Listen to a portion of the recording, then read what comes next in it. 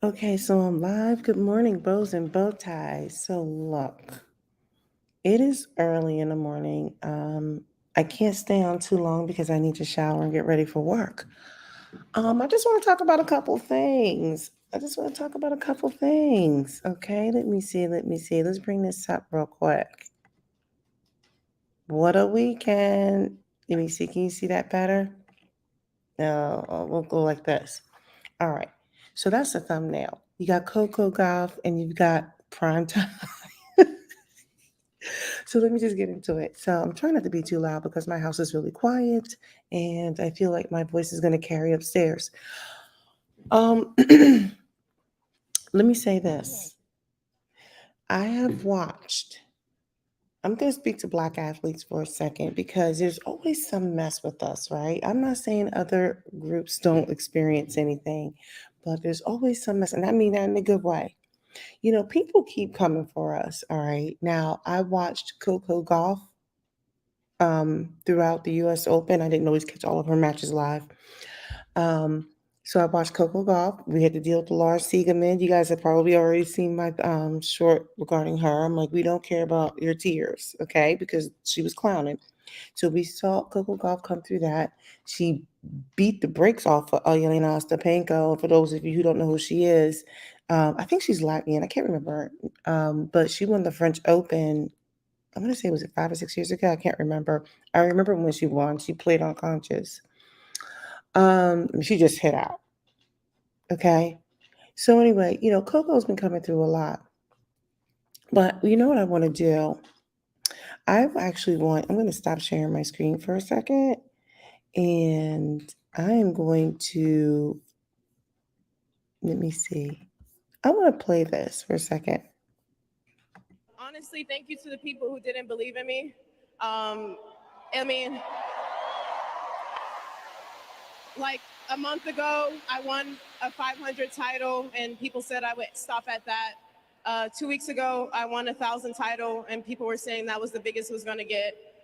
So 3 weeks later, I'm here with this trophy right now. So the,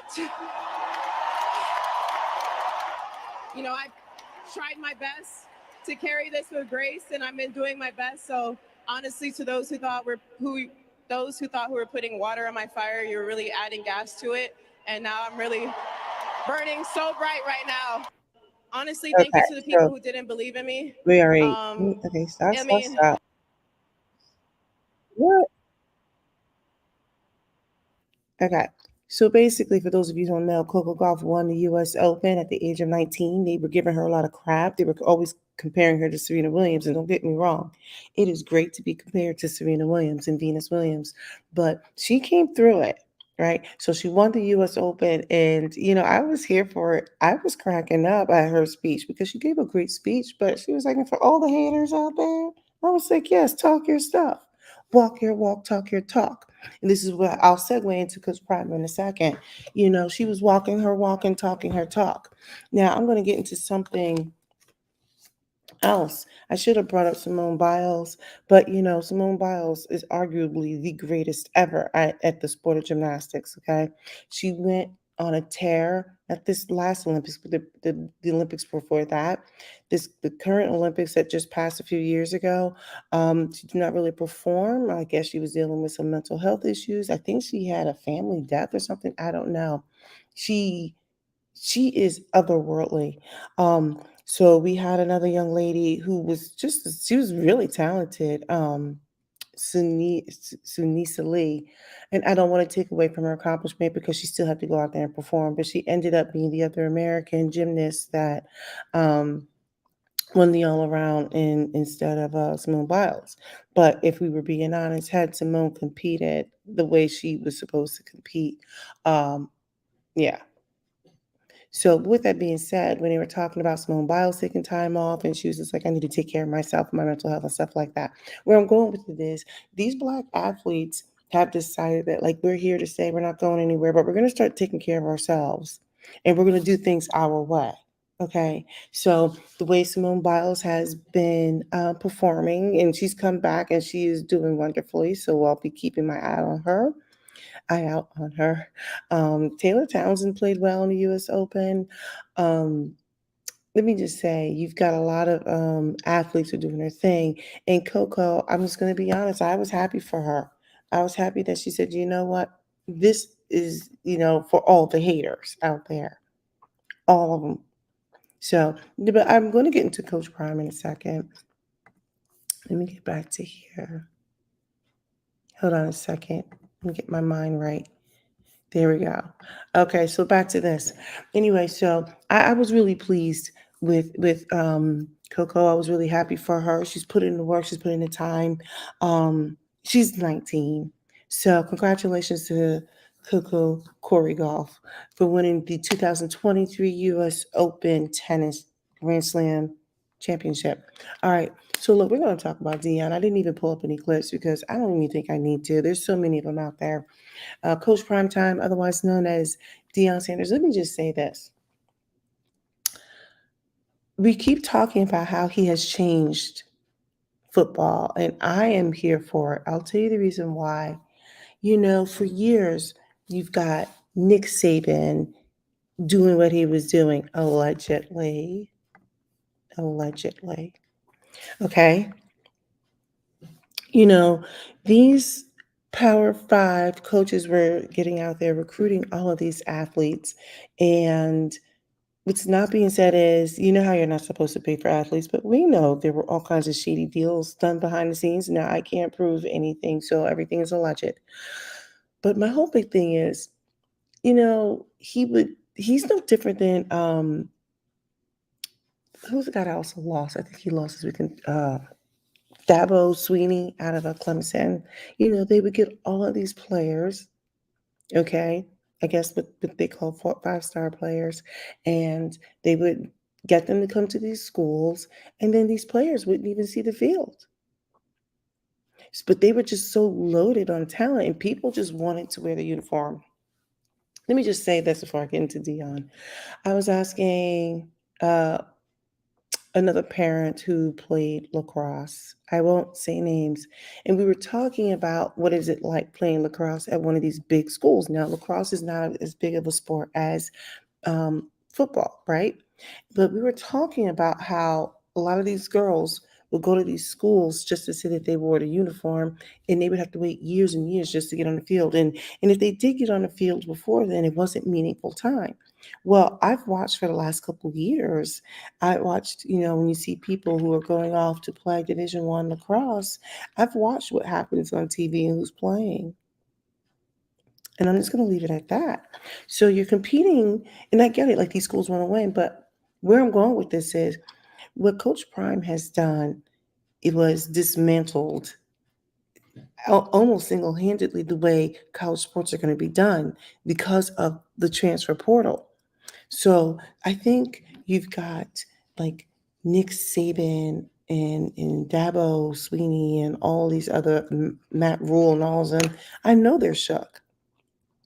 I know they have to be shook because now they're not going to be hoarding all these players, right? Now, my understanding was a few years ago before the transfer portal, like these players, they really couldn't go anywhere else.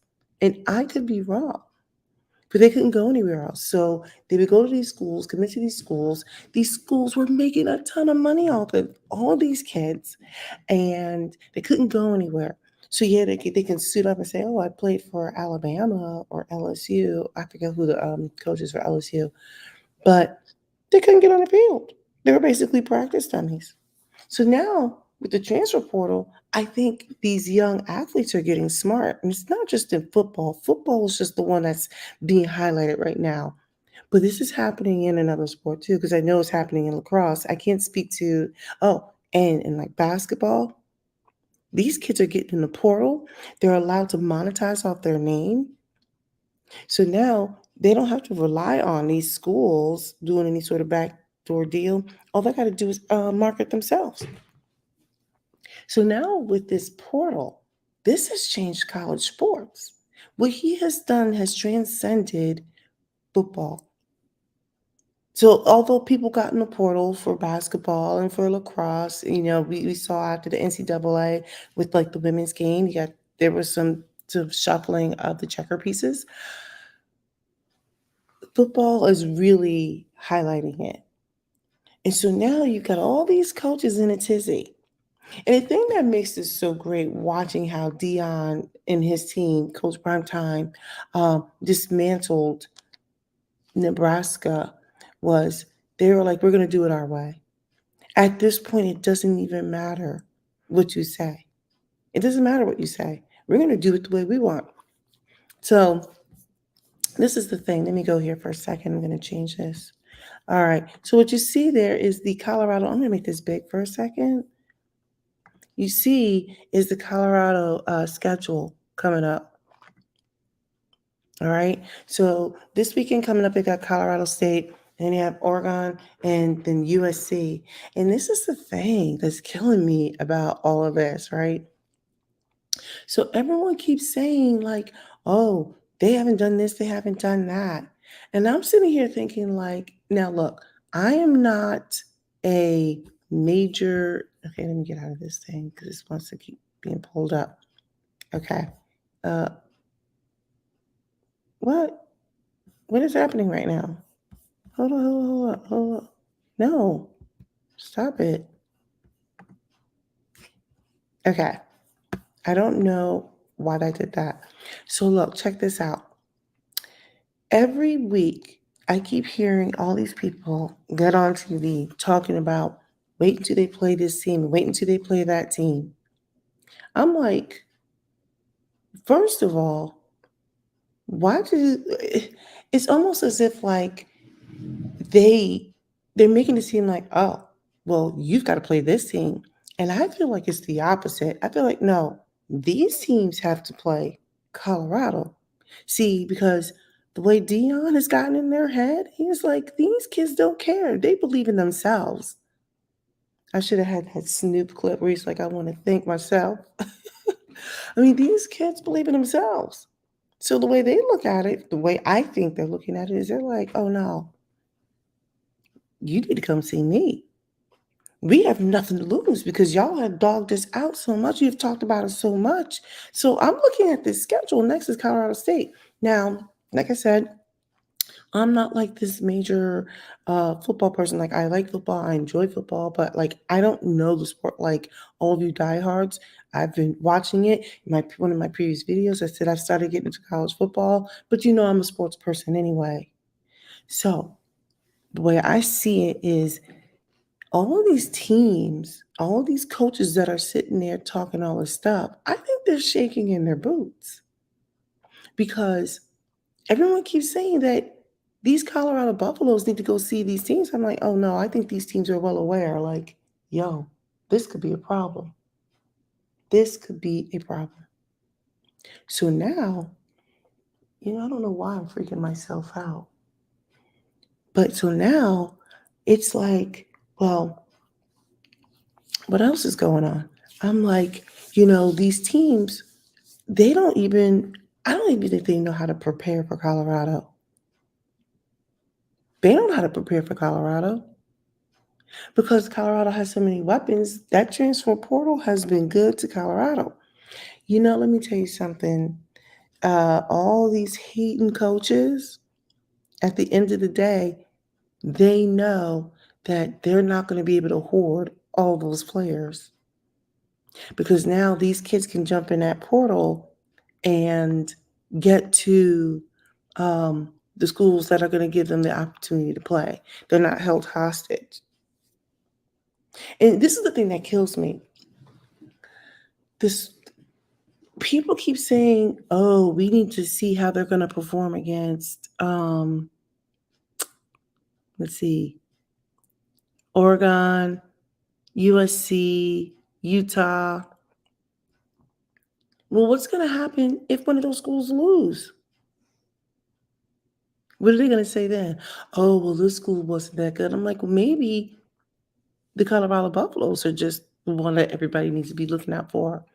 Look, I'm not predicting championships. I'm saying that I think they're going to get a bowl game. I think that they can play. Hey, and I think anything is possible.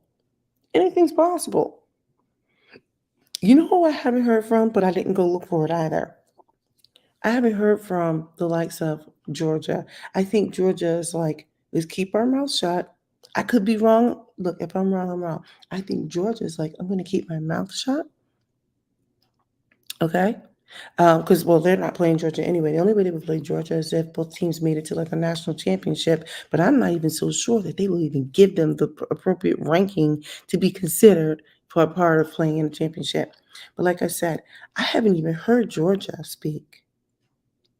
I think Georgia's like, let me keep my mouth shut because right now, I want to see how this team is performing week by week, but also all these so-called top Power Five teams, they're not looking so hot.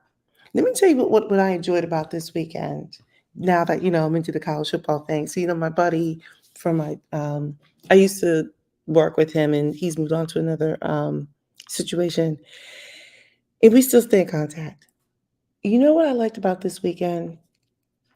So Texas, I believe Texas is part of the Big 12. I always jack up all these Power Five conferences. So Texas is slated to move to the SEC. I believe it's next year, along with OU. Okay, and Oklahoma University. And my buddy, so I gotta give him crap. He's like, well, this weekend, Alabama's gonna say, "Welcome to the SEC, baby," because Texas and OU are supposed to move to the SEC from out of the Big 12 or whatever.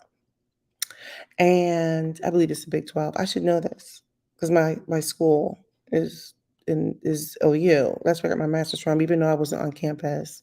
They had to fly all the professors out to meet because I was in the military at the time. So he's like, "Welcome to the SEC," and I was like, "You think it's gonna be that bad?" He's like, "It's gonna be bad."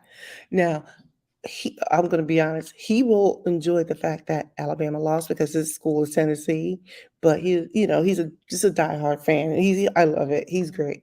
But what's so funny about it is all this talk about, oh, well, the SEC is the greatest, and they were for the longest time. They had a stranglehold on the championships. But look, the SEC seems to be going down like dominoes. Look, didn't LSU just beat Clemson? Was it last week? I'm screwing up on my schools. No, I'm sorry. Florida State beat LSU, beat the brakes off them. And now you got Texas coming from a non-SEC conference into the SEC, and they were like, "Hello, hello, Alabama, Roll Tide, we're here." Where am I going with all this? If you can have a non-SEC school beat a so-called powerhouse school, what about Colorado? Now, granted, I think this is all within a conference or whatever. Colorado's got all those transfers. You don't know what's going to happen. And I think the landscape of college football is going to look different. This is going to look different. A lot of people have a lot to say. I just look at it like this. I think we are seeing college sports play out through the eyes of college football. See, nobody else is talking about how quiet as it's kept, it's affecting other sports. These athletes are able to capitalize not only off of their name, but now they can go anywhere. We can see schools like Iowa State with Caitlin Clark. I'm like, who's going to Iowa? Iowa? Oh, first alarm. That's the alarm that says I gotta get up. But yeah, so look, I'm gonna punch shortly, but I'm just saying. So getting back to Dion and his young men that are playing, let me just say this. They are being very unapologetic about how they are approaching the game. They don't care. I love every minute of it, and everyone's believing in themselves. They're like, I don't feel like I have to give deference to these other schools. What they need to be concerned about is me. They need to be concerned about us. I'm here for it. Coco Golf, thank the haters. You got Dion Prime, they get the hate. Dion Prime Time, Dion Sanders Prime Time. I can't even get his name right. He's got 500 names. He's thinking all the haters. His son is thinking the haters. I'm here for it because they're doing it their way. They are not awestruck over any of these names. And I think deep down, these colleges, they know, oh, this is going to be a problem. And like I said, I have not heard from Georgia, but I didn't go looking for it. Okay. What I do know is I think Georgia's probably the only ones that are keeping their mouths shut. Like, yeah, I think we're going to sit this one out and let everybody else make a fool of themselves. And then this is what I have to say. I am a Giants fan. I've always been a Giants fan, and no one can never say I'm a bandwagon fan because I'm a fan even when they're really bad. But let me tell you something. I think we're going to need Shador and Travis, Shiloh, all of them for the Giants because the Giants can't do anything against the Cowboys. It's just sadness. They need some help. But anyway, back to my point, and then I gotta go. Uh, I think with prime time, everyone wants to come at him for the how he's dressing. They want to come out like because he's wearing his gold chains. I mean, it's not for me, but I don't care. I even heard someone like question his Christianity. I'm like, the hate is real. The hate is real. They're coming after his faith. I'm like, there's a bunch of haters out here. So anyway, I can see why they're like, you know what? At this point, it doesn't even matter. We're going to do what we want to do because people are going to talk anyway. And I'm totally here for it. I'm here for it. All right. Let me go. You guys heard my alarm go off. I have the early shift today. My husband's putting my kids on the bus. Um, so I need to go make sure I get in and get out. And let me know what your thoughts are because I'm here for all the shenanigans. All of the shenanigans. Anyway, talk to you guys soon.